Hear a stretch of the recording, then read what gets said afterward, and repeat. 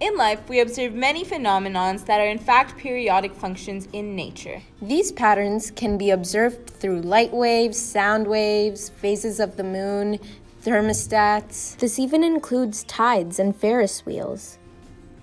Let's look at the Ferris wheel, for instance. Canada's Marvel Land's new Marvel Ferris wheel has a diameter of 100 meters. To embark this fun ride, the rider must climb 8 steps to reach the seat, located 4 meters above the ground. A complete turn of the wheel takes a total of 120 seconds. We want to find out where the rider will be in 20 seconds. Now let's start by writing a sine and cosine function. The first step is to find A, which represents the amplitude of the function. The amplitude is half the distance between the max and the minimum values of a periodic function, and it allows us to determine the vertical compressions and stretches of the function as well as if it was vertically reflected.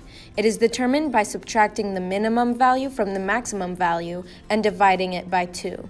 In this case, the amplitude is 50. Now, for step 2, we must find the value of c. This determines the middle of the function. To find c, add the max and the min, then divide by 2. Therefore, c is 54.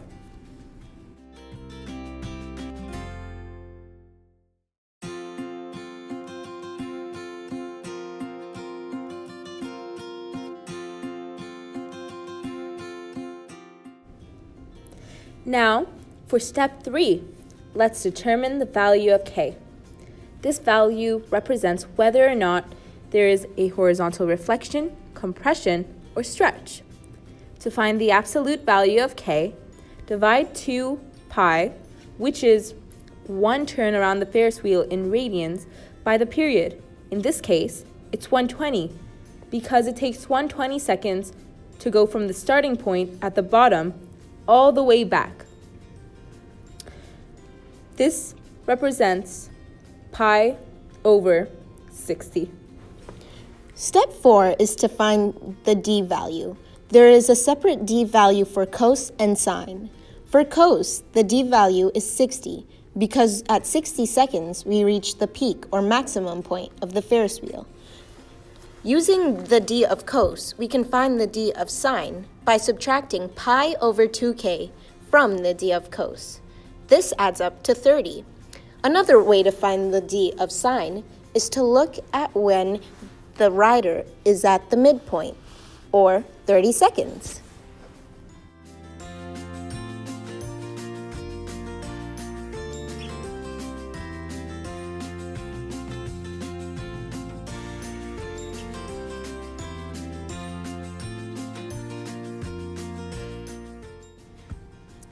Step 5 is writing the periodic functions.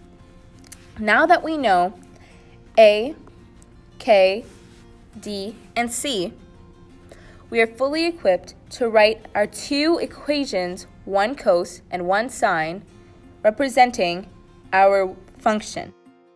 Remember that H represents height and T represents seconds.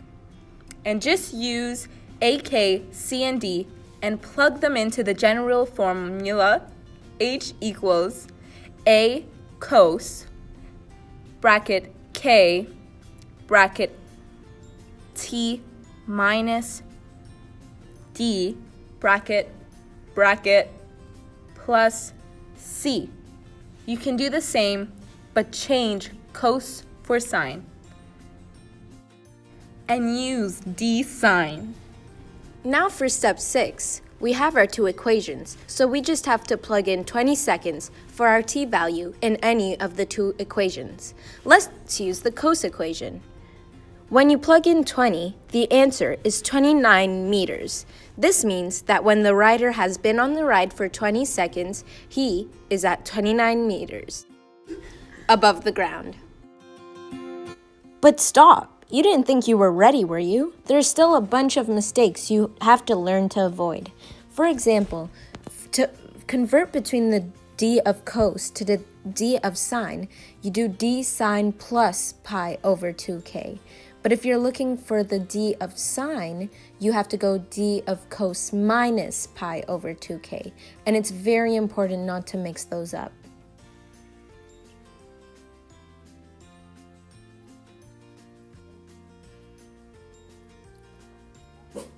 Another thing to avoid is that A equals max minus the minimum over 2, while C equals max plus the minimum over 2.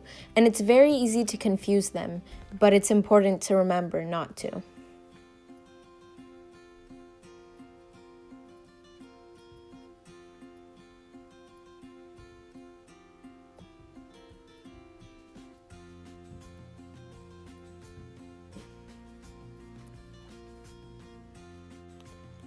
Finally, it's important to note that when you're putting in your d value, the formula is x minus that d value. So if your d value is 60, it wouldn't be x plus 60, it would actually be x minus 60.